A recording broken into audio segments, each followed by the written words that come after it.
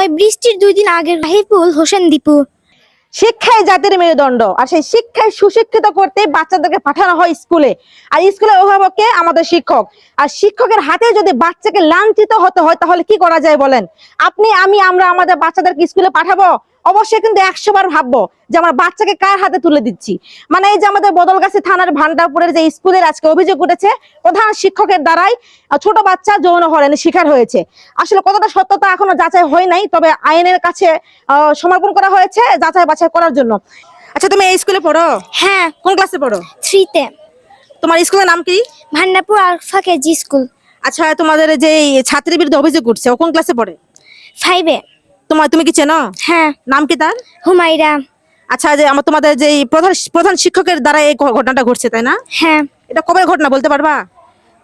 ওই বৃষ্টির 2 দিন আগের হয়তো হতে পারে। আচ্ছা, তোমাদের প্রধান শিক্ষকের নাম কি? মোহাম্মদ শাহিবুল হোসেন দীপু।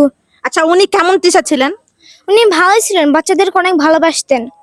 তোমাদের কাছে কোনো যৌন হয়রানি কি করেছিলেন কখনো? না। ভালো মনে হয়েছে? হ্যাঁ।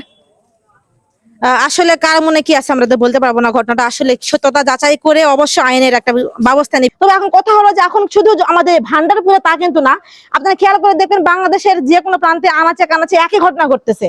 মানে শুধু ছোট ছোট বাচ্চাদের উপর যৌন হয়রানি করার অভিযোগ আসতেছে। আসলে ভাই আমাদের দেশটা কোথায় গেছে বলতে পারেন? আর এসব বন্ধ হবে কবে জানেন? যখন দেখবেন ধর্ষণকারীকে জনসম্মুখে নিয়ে এসে ফাঁসি দেওয়া হচ্ছে। বিগত একটা ঘটনা ঘটেছে আমাদের পার্শ্ববর্তী দেশ যেটা ভারতে কিন্তু 5টা ছেলে একটা বাচ্চাকে ধর্ষণ করেছিল, জনসম্মুখে নিয়ে এসে কিন্তু তাদেরকে ফাঁসি দেওয়া হয়েছে। তাহলে ওরা যদি ফাঁসি দিতে পারে বাংলাদেশ কেন দেয় না বলতে পারেন? এই যে কিছুদিন আগে রামিসা যে হত্যা হলো তার বিচার কি এখনো হয়েছে?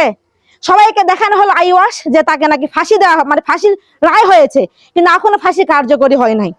তাহলে ওই রায়টা যদি কার্যকর হইতো এই লোক কিন্তু এটা করার সাহস পাইতো না যে আমি যদি এটা করি আমার ওই পরিণতি কিন্তু হবে। তাই আমরা চাই দেশবাসী, আমরা চাই বাংলাদেশে যারা আছি একটা বিচারে ধর্ষণের শাস্তি হবে জনসম্মুখে। দেখতে পাচ্ছেন কি অবস্থা, মাত্র একটা ভুলে পুরো একটা স্কুল কিন্তু ধ্বংস হয়ে গেছে। এখানে শুধু কিন্তু একটা শিক্ষক না, আরো কিন্তু অনেক শিক্ষকের কিন্তু এখানে রুজি রোজগার ছিল। বর্তমানে সব শিক্ষককে কিন্তু খারাপ বলা যাবে না, কারণ শিক্ষকরা খারাপ হলে কিন্তু বাচ্চা তৈরি করতে পারতো না। একটা সন্তানকে, একটা নাগরিককে তৈরি করে কিন্তু শিক্ষক। শিক্ষক হলো মানুষ তৈরি করার কারিগর। তো যারা এই কাজগুলো করছে তাদেরকে উপযুক্ত প্রমাণ সহ তাদেরকে শাস্তি দেওয়া হোক, আর শাস্তিটা হতে হবে জনসম্মুখে। মানে স্কুলের পরিবেশটা আপনারা দেখেন মানে কি অবস্থা, মানে জনসাধারণ এতটা উত্তপ্ত ক্ষিপ্ত যে মানে তারা একসাথে স্কুলটা একদম চূর্ণ বিচূর্ণ করে দিয়েছে। দেখতে পাচ্ছেন মানে পুরা স্কুল একদম লন্ডভন্ড, মানে একটা ভুলে সব শেষ।